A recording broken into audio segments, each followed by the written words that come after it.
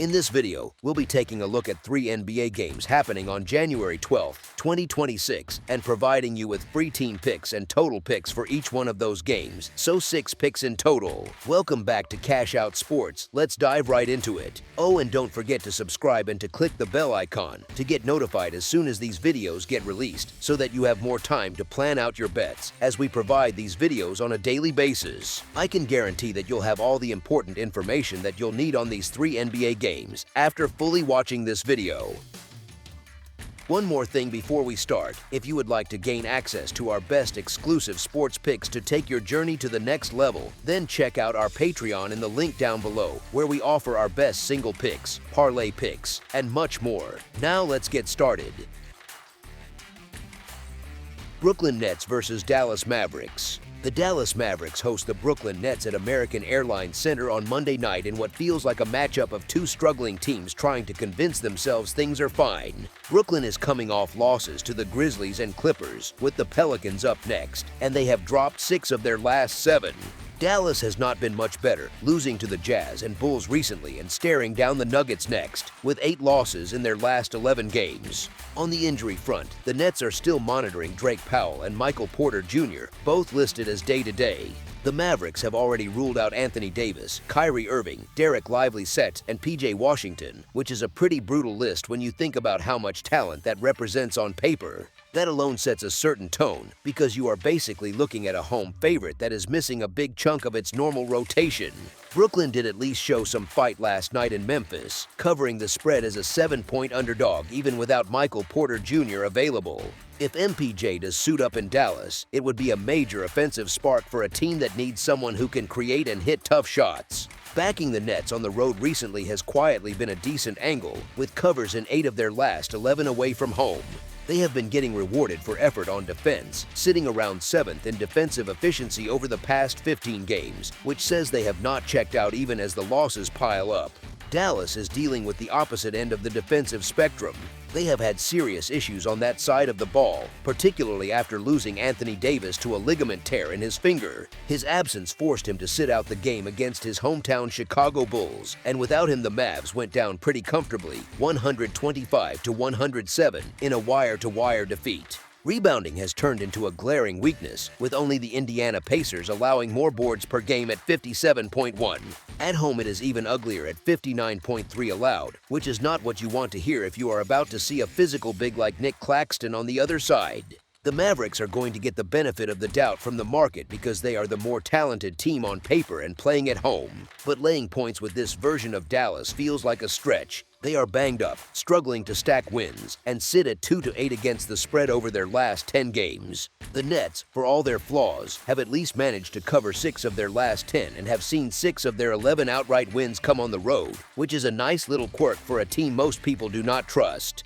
There is also some history here. Back in March, the Nets actually beat the Mavericks outright as a double-digit underdog, which is the kind of result that sticks in the memory of anyone who had Dallas tickets that night. These 2 teams might technically be heading in the same general direction in the standings, but there is a key difference in how they arrive there. Dallas still carries a solid defensive reputation, yet a lot of that shine comes from having Davis anchoring the paint. Without him, that identity slips. Brooklyn, by contrast, may not have many big names outside of Michael Porter Jr. and Cam Thomas, but they compete. Even though they have lost 3 of their last 4, they have still covered in 3 of those games, which matters if you care more about the ticket than the final score graphic. We saw what happened without Davis against Chicago, an 18-point loss that never really felt in doubt. Without Anthony Davis this season, the Mavericks are sitting at 4-15, which is a brutal split that tells you just how dependent they are on him. The Nets have not been able to build much momentum lately, but they were more than competitive against the Grizzlies last night. If Michael Porter Jr. does come back into the lineup here, the visitors suddenly look a lot more dangerous. You would not rush to the window to back either team with full confidence, but even on the second night of a back-to-back, the Nets feel like they carry better value as underdogs. With MPJ potentially returning and the Mavericks still trying to figure out life without Davis, it makes sense to lean toward Brooklyn again, just as the angle was last night in Memphis. They have been on the wrong side of a few close finishes lately, and this sets up as the kind of spot where they could flip the script, give Dallas problems, and even the regular season series in the process. As our first pick for this matchup, the Brooklyn Nets to cover the spread as underdogs is our full game side pick. When you start looking at how many points are likely to be scored, the first thing that jumps out is that neither side feels especially explosive right now. The offensive firepower is limited, especially for the Mavericks, with Klay Thompson described as a shadow of his old self and Flagg more of a slasher at 19, without a reliable three-point stroke.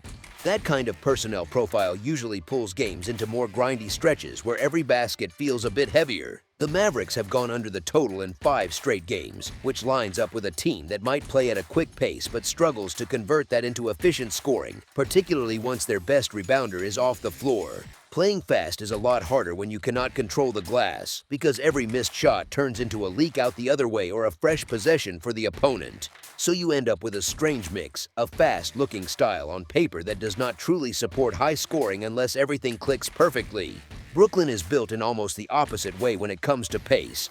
They sit at 27th in the league in adjusted tempo, which paints a picture of a team that is more comfortable slowing things down and grinding through possessions. When one team wants to run and the other prefers to walk, the slower side often drags the game closer to its rhythm, especially if the fast team is short-handed and cannot keep pushing all night. The Nets have gone under in 5 of their last 7 games, which fits that slower tempo and the limited overall scoring punch on both rosters. Add in the fatigue factor for Brooklyn on the second night of a back-to-back, and you are likely looking at more tired legs on jumpers, more half-court sets, and fewer super clean looks from deep. That kind of environment tilts things toward a lower total rather than a shootout, even if the highlight plays occasionally suggest otherwise. So when you put it all together, you get 2 teams that are not exactly loaded with consistent scorers, one side that is missing key interior pieces, and another that prefers to grind the clock. Recent undertrends for both the Mavericks and Nets, plus their current offensive questions, make a slower scoring game more likely than a fireworks show. As our second pick for this matchup, under the projected total is our full game total pick. Los Angeles Lakers versus Sacramento Kings. The Los Angeles Lakers head up to Sacramento to face the Kings at Golden One Center on Monday night. The Lakers are coming off losses to the Spurs and Bucks, and they have the Hawks waiting next. Even with those setbacks, they have still managed to win 4 of their last 7, but it definitely does not feel comfortable around that locker room right now. Back-to-back outings with just 101 points and 91 points on the board, both ending in defeat, have set off a few alarms for this group. It is not full-blown panic, but there is a real sense that they need a win soon to steady things.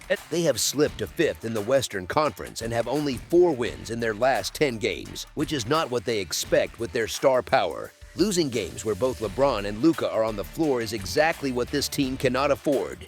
Oddsmakers still have faith, though, hanging the Lakers as 9.5-point favorites for this one. There is a logic behind that number. They are 6-0 against the spread and straight up in the last 6 meetings with Sacramento.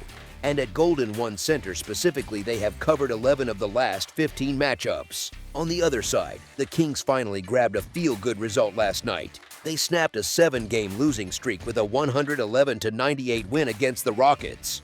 It looked even better on paper because Houston had its trio of KD, Sengun, and Thompson all active, yet Sacramento stayed in control and was never truly in danger of losing. That kind of win is a relief, but it also sets up the big question. Can this team put together 2 strong performances in less than 24 hours? History is not kind to that idea. In 6 games played on the second night of a back-to-back, the Kings are just 1-5 straight up.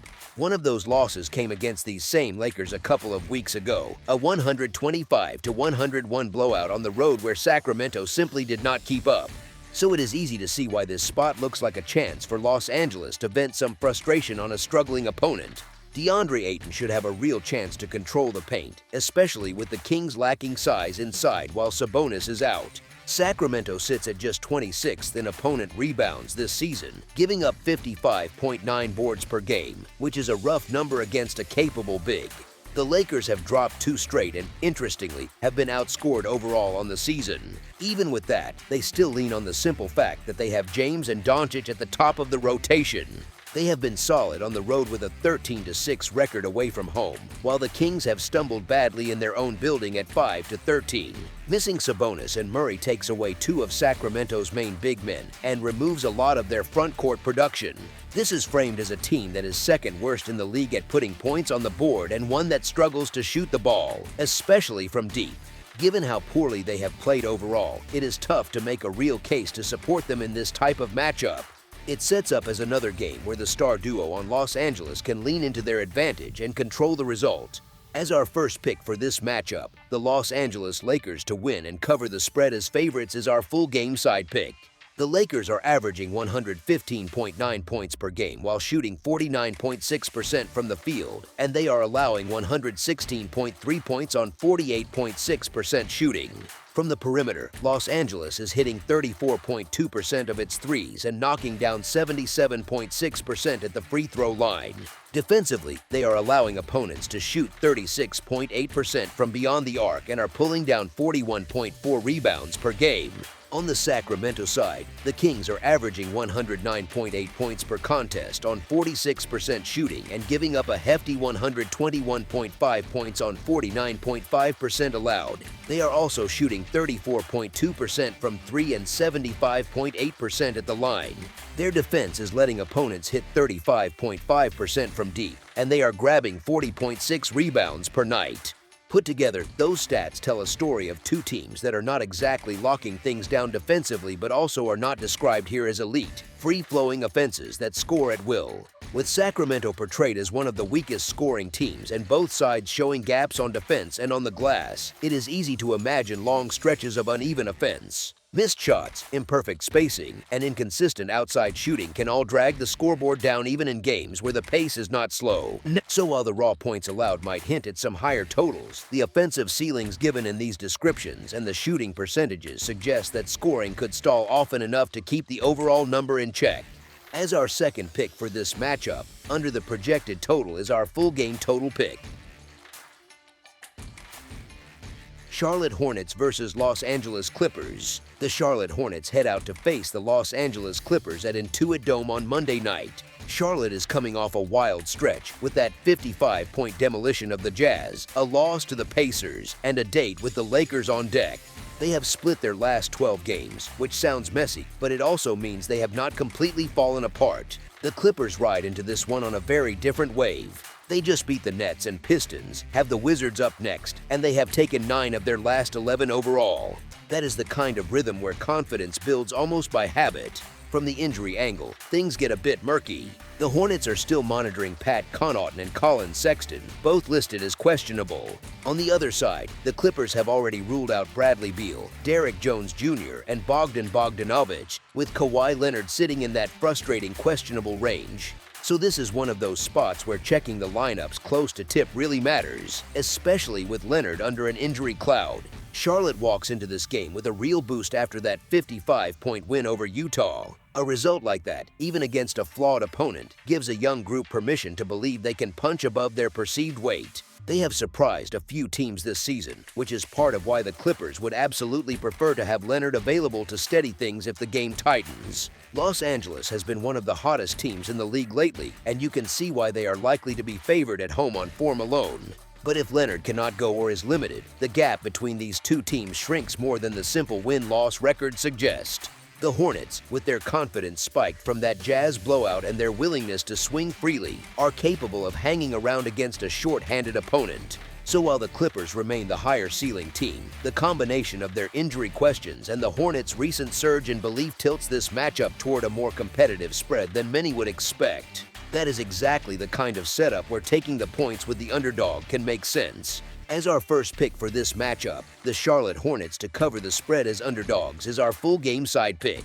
Charlotte is putting up an average of 116.3 points per game while shooting 45.8% from the field, and they are allowing 116.6 points on 48.2% shooting. From deep, the Hornets are hitting 37.2% of their threes and converting 81.2% at the free throw line. They are allowing opponents to make 37.6% of their shots from beyond the arc, and they are grabbing 45.2 rebounds per game. The Clippers, by comparison, are scoring 112 points per game on 47.4% shooting, while giving up 113.6 points on 46.8%. They are knocking down 36.7% of their threes and an impressive 84% of their free throws. Defensively, they allow 36.7% from three-point range and pull down 40.4 rebounds per night.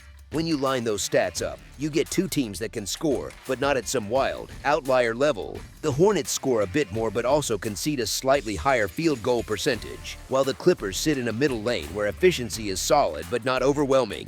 Both sides also allow respectable three-point success, which sounds like a recipe for points, but it can just as easily settle into stretches of trading half-court possessions instead of constant transition. Add in the fact that potential absences or limitations for key names, especially on the Clippers side, could trim some of the shot making at the top of the rotation. You could see long stretches where bench groups are on the floor, the ball moves a lot, but the actual conversion rate drifts down. In those situations, the raw scoring averages can overstate what this specific game produces. So, even with Charlotte's recent big win and the Clippers' strong run of form, the blend of moderate efficiency, respectable but not elite shooting, and the possibility of incomplete lineups nudges this matchup toward a total that can land below a lofty number. As our second pick for this matchup, under the projected total is our full game total pick. That's all for now, so if you have any other games you would like reviewed, then leave a comment down below with the game you would like analyzed, subscribe to our channel, leave a like on this video, and we'll get to it as soon as we possibly can. We would also love to hear your opinion on the picks presented to you in this video, whether you agree or disagree with them, so leave a comment down below and do let us know.